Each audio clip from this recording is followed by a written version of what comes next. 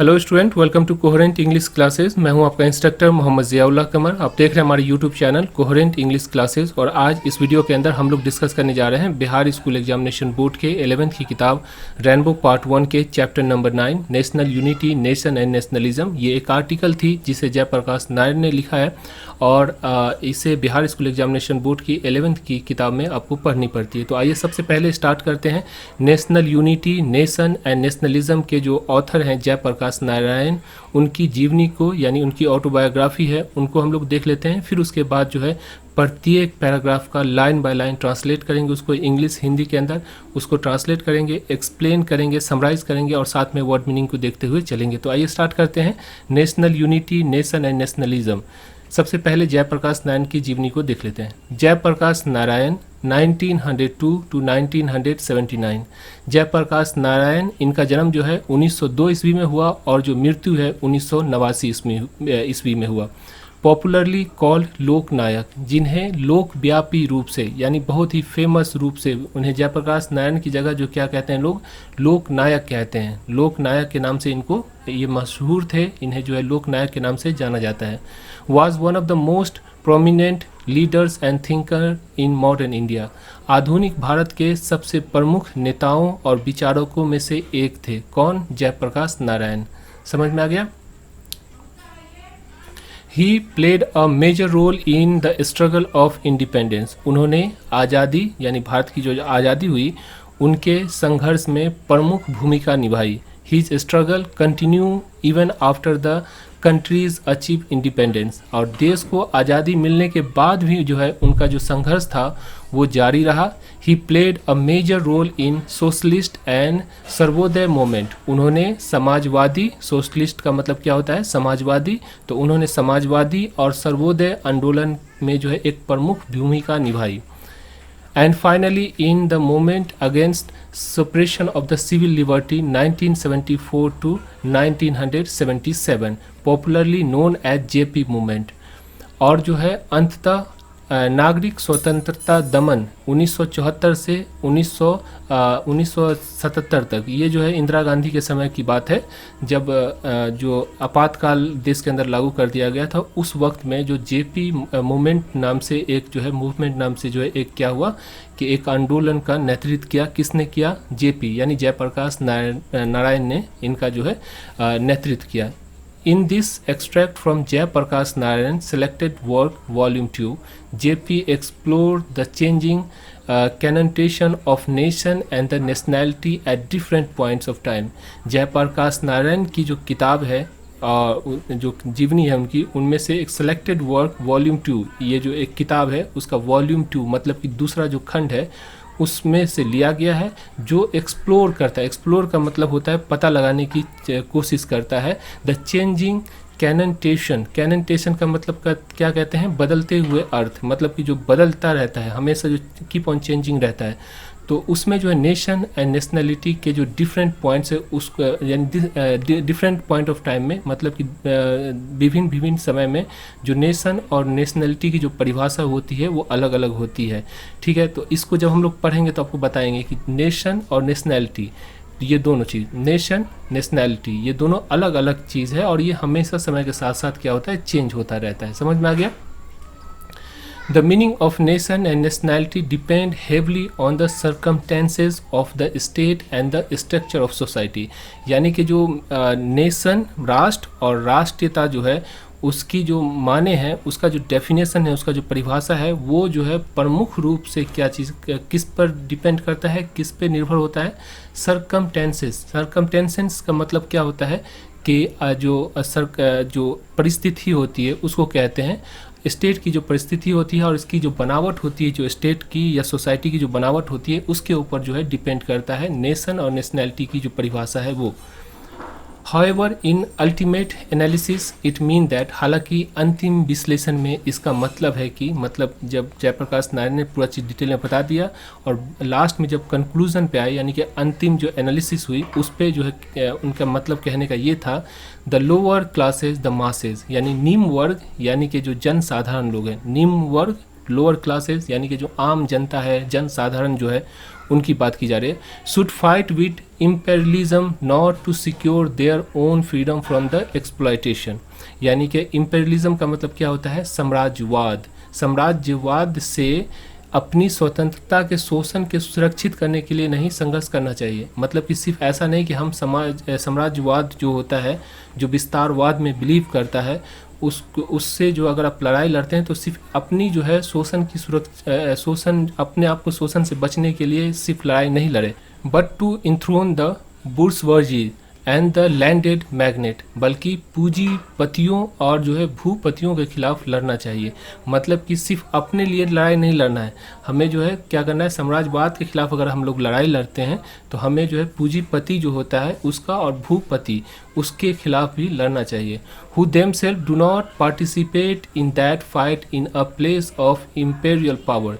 और ये जो पूंजीपति होते हैं और ये जो भूपति होते हैं, मतलब पूंजीपति का मतलब हो जैसे अनिल अंबानी, सुनील अंबानी, टाटा, बिरला, ये सब जो है, तो ये पूंजीपति हो गया। और भूपति मतलब जो बड़े बड़े जमींदार होते हैं जिसके पास लाखों हजारों एकड़ ज़मीन होती है, तो उसे भूपति कहते हैं, यानी जमींदार। तो ये दोनों जो क्या करते हैं, ये जो है इम्पेरियल पावर, जो शाही सत्ता होती है, जो सत्ता पे काबिज होती है, जो सत्ता पक्ष होती है, जो देश चलाती है, उसके खिलाफ ये दोनों जो है नहीं लड़ते हैं। और जो आम जनता है, जब लड़ाई स्टार्ट होती है साम्राज्यवाद के खिलाफ, अगर लड़ाई हो तो जनता क्या करती है, सिर्फ अपनी जो है फ़ायदे को सोचती है और ये पूंजीपति और भूपतियों के खिलाफ लड़ाई नहीं लड़ती है, जिसकी वजह से उनकी जो है सो लड़ाई जो है वो जो उसका मकसद होता है वो उसे पूरा नहीं कर पाते हैं। This unity can be maintained only at the cost of masses consciousness। जन चेतना की कीमत पर भी ही इस एकता को कायम रखा जा सकता है। आगे चलते हैं, यहाँ से स्टार्ट होता है आपका national unity, nation and nationalism. National unity का मतलब क्या होता है? राष्ट्रीय एकता। नेशनल यूनिटी राष्ट्रीय एकता। और नेशन का मतलब क्या हुआ? नेशन का मतलब हुआ राष्ट्र, और नेशनलिज्म का मतलब क्या हुआ? राष्ट्रवाद। तो राष्ट्रीय एकता, राष्ट्र और राष्ट्रवाद की जो डेफिनेशन है, इसको डिटेल में एक्सप्लेन किया है जयप्रकाश नारायण ने और इन्हें समझाने की कोशिश की है। तो आइए स्टार्ट करते हैं। Paragraph number 1, what is national unity? राष्ट्रीय एकता क्या है? What is nation? राष्ट्र क्या है? And what is nationalism? और राष्ट्रवाद क्या है? ये तीनों चीज़, राष्ट्रीय एकता क्या है, राष्ट्र क्या है और राष्ट्रवाद क्या है, इसी को समझेंगे इस जो है लेख के अंदर। Paragraph number 2, let us compare two notable event of our national history. Let us compare, चलो चल के कंपेयर करते हैं। कंपेयर का मतलब तुलना करते हैं। टू नोटेबल, दो जो है महत्वपूर्ण, बहुत ही प्रसिद्ध। नोटेबल का मतलब क्या होगा? उल्लेखनीय, बहुत ही प्रसिद्ध, बहुत ही महत्वपूर्ण। इवेंट मतलब घटना। दो घटना का हम लोग जो है क्या करते हैं? कंपेयर करते हैं। ऑफ आवर नेशनल हिस्ट्री, हमारे जो राष्ट्र के इतिहास में, जो हमारा जो राष्ट्र है, हमारा जो देश है, उसके इतिहास में जो दो सबसे उल्लेखनीय घटना है उसको हम लोग कंपेयर करते हैं। 1857 एंड 1885, 1857 और 1885, यानी कि दो घटना हमारे राष्ट्र के अंदर हुई है जो कि बहुत ही नोटेबल है, बहुत ही उल्लेखनीय है। कौन कौन सा? 1857 में सिपाही विद्रोह और 1885 में इंडियन नेशनल कांग्रेस, ये जो राष्ट्रीय कांग्रेस है उसकी स्थापना। ये दो जो है घटना कब कब हुई? 1857 में जो है क्या हुआ? सिपाही विद्रोह हुआ और 1885 में कांग्रेस की जो है स्थापना हुई। आइए हम अपने राष्ट्रीय इतिहास के दो उल्लेखनीय घटना 1857 और 1885 की तुलना करें। अब यहाँ पे देखिए एक नोट्स है, नोट आपको आगे मिलेगा, तो ये पहला नोट है यहाँ पे, इसको भी हम लोग समझाएंगे और आगे भी समझाएंगे। There were only 28 year that separated those two event. और ये जो है 1857 और 1885 के बीच में सिर्फ और सिर्फ जो है कितना है? 28, यानी 28 साल का डिफरेंस है। एक जो घटना 1857 में हुई और उसके 28 साल के बाद एक और घटना हुई, कब हुई? 1885 में हुई। समझ में आ गया? Yet they brought an incredible change in national outlook। फिर भी, yet का मतलब क्या होता है? फिर भी इसने राष्ट्रीय दृष्टिकोण, आउटलुक का मतलब जो दृष्टिकोण है, उसमें एक अविश्वसनीय परिवर्तन किया। 1857 witnessed an open and armed struggle for sovereign power। ठीक है, क्या हुआ देखिए आप 1857 विटनेस यानी 1857 ने देखा, विटनेस यानी देखा, उसका साक्षी बना क्या चीज, एन ओपन आर्म्ड स्ट्रगल, यानी 1857 में क्या हुआ, ओपन आर्म मतलब इस जो सिपाही थे मंगल पांडे, आपने देखा होगा फिल्म, तो उसके अंदर जो सिपाही थे, जो इंडिया के जो सिपाही थे, वो क्या किए, उन्होंने जो है सो अपना बंदूक हथियार उठा लिया और उसके साथ जो है उन्होंने स्ट्रगल करना स्टार्ट किया। किसके खिलाफ, सोवरिन पावर, यानी जो प्रभुत्व सत्ता है, जो सत्ता काबिज था, यानी कि किससे, इंग्लैंड यानी अंग्रेज जो थे उसके खिलाफ जो है सिपाही विद्रोह हो गया। 1885 एन एक्ट ऑफ हम्बल पटिशनिंग, और 1885 में विनम्र याचिका दायर की गई। मतलब कि 1857 में जो है सिपाही विद्रोह हुआ और 1885 में क्या हुआ कि इंडियन नेशनल कांग्रेस जो है उसकी स्थापना के लिए एक याचिका दिया गया। ठीक है, अब यहाँ पे ये नोट्स है, आपकी किताब का ये नोट है 1857 एंड 1885, यानी ये दोनों के बीच में बताने की कोशिश की जा रही है।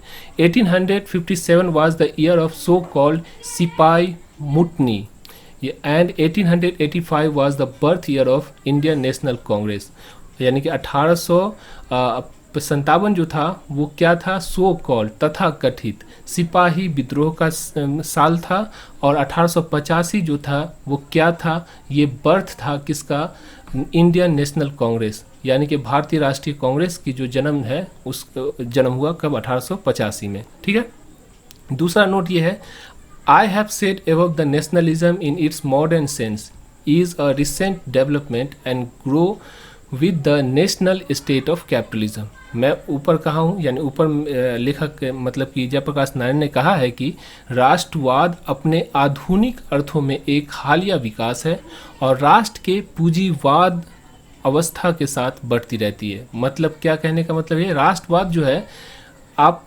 राष्ट्रवाद जो है डिफरेंट, देखिए राष्ट्रवाद जो है सभी के लिए अलग अलग होता है। देखिए राष्ट्रवाद जैसे 1857 का जब सिपाही विद्रोह हुआ तो वहाँ पे राष्ट्रवाद का मतलब ये हुआ कि देश, मतलब कि जो भारत देश है उसके बारे में सिपाही जो लड़ाई कर रहे थे वो क्यों कर रहे थे, वो ये कर रहे थे कि जो भारत देश है उसको आज़ादी मिले किससे, ब्रिटिश से। लेकिन देखिए जो हिटलर था उसने जो राष्ट्रवाद का नारा लगाकर अपनी सत्ता को बचाने की कोशिश किया। तो देखिए यहाँ पे दो अलग है, राष्ट्रवाद किसी के सत्ता को बचाने का काम किया जा रहा है और कहीं पे राष्ट्रवाद जो है क्या कर रहा है, देश के भलाई के लिए किया जा रहा है। तो ये जो राष्ट्रवाद जो शब्द है उसका जो है उसको गढ़ना और उसका जो परिभाषित करना वो समय और परिस्थिति के अनुसार जो है होता है। Psychological equivalent of national, however, in the sense of political institution being made the center of the loyalties of man to their kings and devotion of the Greek to his city। अब जो यहाँ पे जयप्रकाश नारायण कहते हैं कि ये जो राष्ट्रवाद और राष्ट्र जो है ये आया कहाँ से। हालांकि राष्ट्र में मनोवैज्ञानिक समकक्ष राजनीतिक संस्थानों के अर्थों में पुरुष की अपने राजाओं के प्रति निष्ठा और अपने शहर के प्रति ग्रीक की भक्ति को केंद्र बनाया गया था। मतलब पहला जो राष्ट्रवाद जो आया था वो राष्ट्रवाद कब आया था, ये ग्रीक के अंदर आया था और उसमें राष्ट्रवाद का जो मतलब ये हुआ कि कोई भी पुरुष यानी जो व्यक्ति है वो अपने राजाओं के प्रति निष्ठा दिखाए तो वो क्या हो गया, राष्ट्रवादी कहलाया। और अपने शहर के प्रति यानी जो ग्रीक है उसके प्रति भक्ति यानी कि अपने शहर के लिए जो है सो जान दे दे, अपने शहर को बचाने के खातिर अपनी सारी जो अपनी जीवन कुर्बान कर दे, तो उसे जो है राष्ट्रीयता कहलाया, राष्ट्रभक्ति कहलाया। समझे। तो I am using the word nationalism in this broader sense here. मैं यहाँ राष्ट्रवाद शब्द का उपयोग इसके व्यापक अर्थ में कर रहा हूँ। तो वो ग्रीक का समय था जिसमें बस यही माने था कि राष्ट्र के प्रति निष्ठा होना, हर व्यक्ति को अपने राष्ट्र के प्रति निष्ठावान होना, और अगर ग्रीक शहर पे अगर कुछ हो तो सारे लोग जो है अपनी जान को कुर्बान कर दे तो उसे जो है राष्ट्रभक्ति कहलाता है। लेकिन यहाँ पे अब जो है राष्ट्रवाद का, क्योंकि हम लोग मॉडर्न इरा में जी रहे हैं, मॉडर्न ज़माने में जी रहे हैं, तो यहाँ पे जो है राष्ट्रवाद का जो अर्थ है वो कुछ अलग है। Paragraph number 3, for a struggle for sovereign power to prayer for a royal commission mark a great changes. प्रभुत्व सत्ता के लिए संघर्ष से लेकर रॉयल कमीशन के अनुरोध करने तक एक बड़े परिवर्तन को दर्शाता है। मतलब कि पहली बार 1857 में सिपाही ने क्या किया, संप्रभुत्व सत्ता जो थी, जो शासन कर रही थी, यानी कि ब्रिटिश, उसके खिलाफ संघर्ष किया।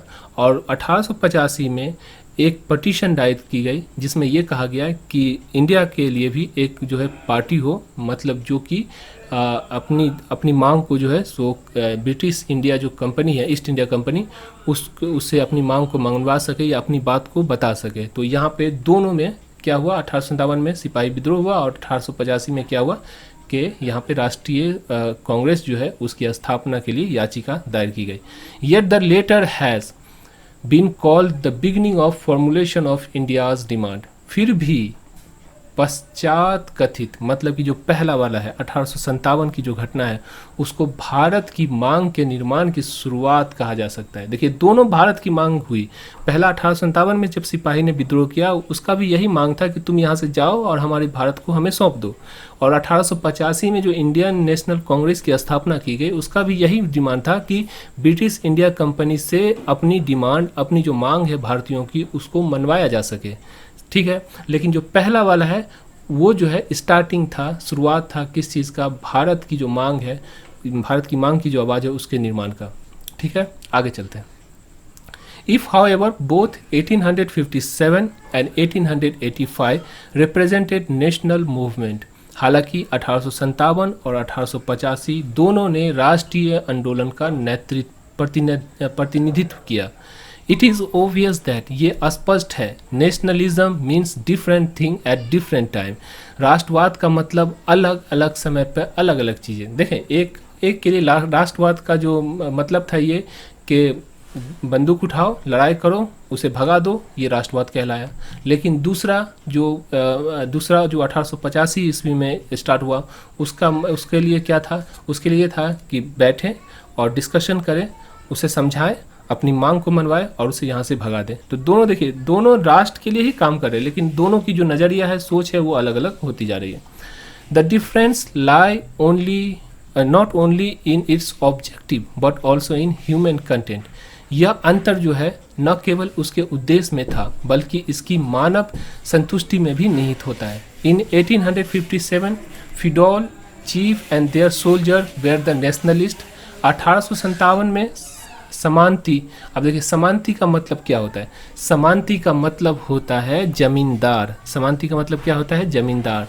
यानी कि 1857 में जो विद्रोह हुआ उसके लीडर कौन थे, 1857 में जो के लीडर थे वो समानती प्रमुख, यानी जो जमींदार, जो बड़े बड़े जो थे वो, और उसके जो सैनिक, छोटे छोटे जो सैनिक रखे हुए थे, उसने जो है राष्ट्रवाद के लिए लड़ाई लड़ी।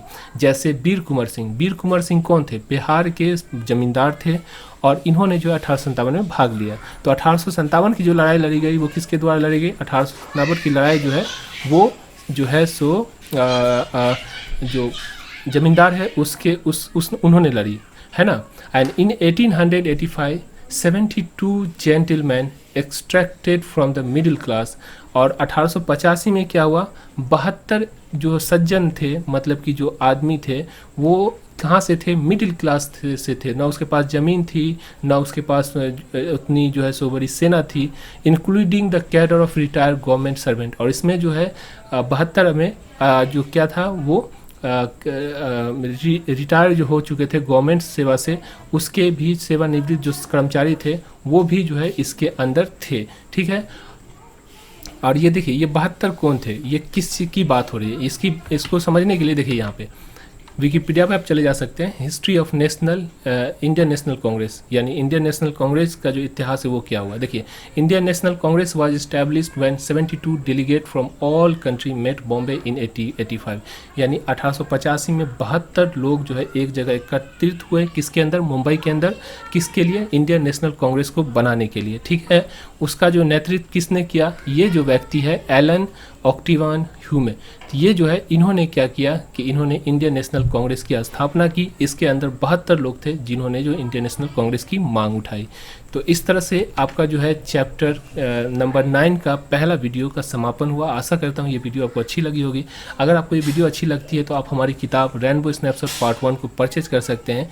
इसमें आपको सिर्फ 400 रुपया पे करना होता है, जिसमें आपको 368 पेज की किताब होती है, और उसके बाद जो है आपको पूरा वीडियो मिल जाता है, पूरी चैप्टर का हम लोग पढ़ा के देते हैं। साथ में जो है आपको जो पोस्टेज चार्ज होता है इसी में इंक्लूड होता है। पीडीएफ फाइल जो है मिल जाता है आपको, ऑनलाइन आप पढ़ सकते हैं और समझ के अच्छी तरह से तैयारी कर सकते हैं। तो अगर आप टीचर हैं या स्टूडेंट हैं तो आप इस नंबर पे कॉल कर सकते हैं 9065829862 पे, और किताबों को घर मंगवा कर आसानी से तैयारी कर सकते हैं। Thank you so much for watching coherent English classes.